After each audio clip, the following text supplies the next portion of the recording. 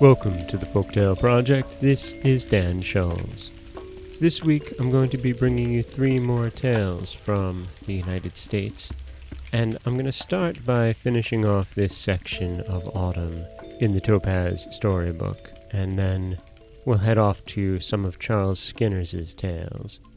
But this story, I really enjoy it. It's the tale of this amazingly brave and impetuous squirrel. And I feel like it's the kind of story that we all need right now. This is Bushy's Bravery. Mr. Squirrel was disappointed when he peeped his head out of the hollow tree early one morning. Not one nut was to be seen on the ground. "Jack Frost did not come last night. I see no nuts anywhere. It will take a long time to get all we need from the tree, I fear," he said to Mrs. Squirrel, who was standing close beside him. "But Jack Frost will come to our tree," she said. "He never fails. See, there's Mrs. Bushytail out early. She seems to be looking around too. Perhaps Jack Frost has shaken them down for her. Let's run down and see." Away frisked Mr. and Mrs. Squirrel as fast as their legs could take them, to see what Jack Frost had done for their neighbor. But no, he had not visited Mrs. Bushytail's tree. She had looked all over the ground, and there wasn't a nut in sight. She couldn't explain it herself. "Let's wait until tomorrow," said Mrs. Squirrel.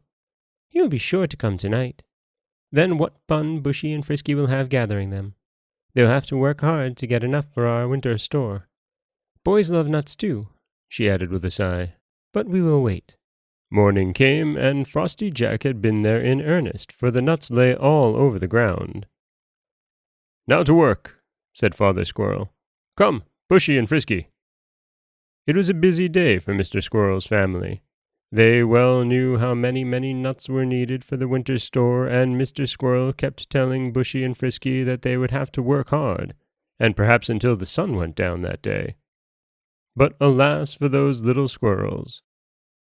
"Boys love nuts too," Mrs. Squirrel had said over and over again, and when a rustle was heard in the bushes behind the trees, the sound of boys' voices came loud and clear. These little workers had to take to their heels and whisk up the hollow tree. There they stayed, trembling with fear. In a few minutes, Bushy, a little braver than the rest, ventured to peep out of a small hole. Frisky stood just back of him. "Boys, 3 of them.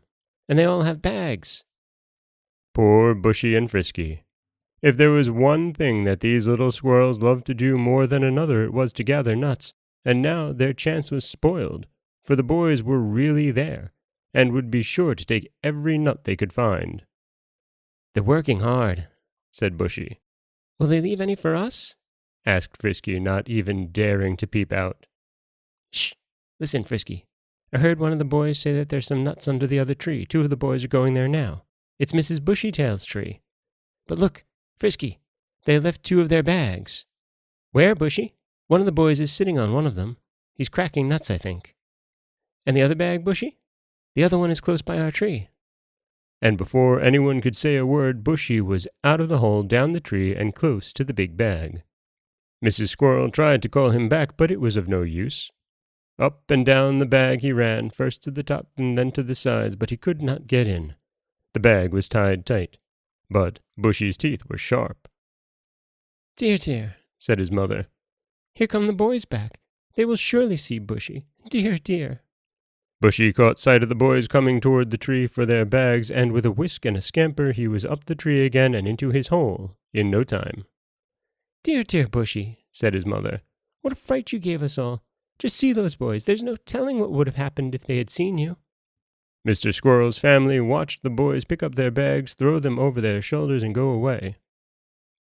"Why, Tom, look at your bag," said one of the boys. "It has a hole in it. You must have lost ever so many nuts along the way." "A hole?" asked Tom in surprise as he lifted the bag from his shoulder. "So it has. And a pretty big one, too.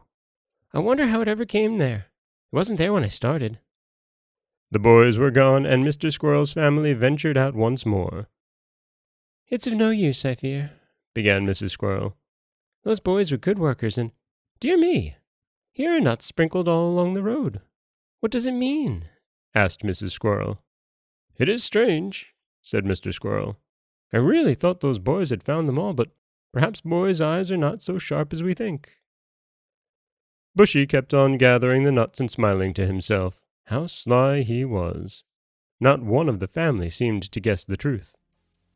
It was only when he and Frisky were going to bed that night that Frisky dared to whisper, "Bushy, did you put that hole in that bag?" And that is Ada Skinner's story of Bushy's bravery. Where, again, you see this extremely brave and impetuous squirrel, Bushy. And, he's just what we need right now, isn't he?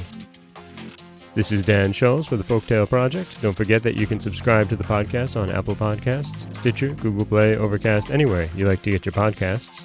You can follow us on Twitter at Folktale Project. You can find us on Auto Radio, TuneIn Radio, iHeartRadio, Spotify, anywhere you like to listen. And you can always head over to folktaleproject.com, where you'll find a new story waiting for you every Monday, Wednesday, and Friday. As always, thank you so much for listening.